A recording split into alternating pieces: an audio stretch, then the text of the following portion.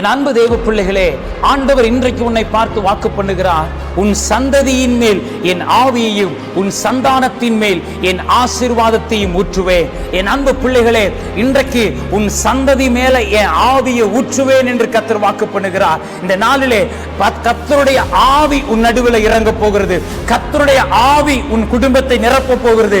கர்த்தருடைய ஆவி உன் வேலையை, கர்த்தருடைய ஆவி உன் கையின் பிரயாசத்தை நிரப்ப போகிறது.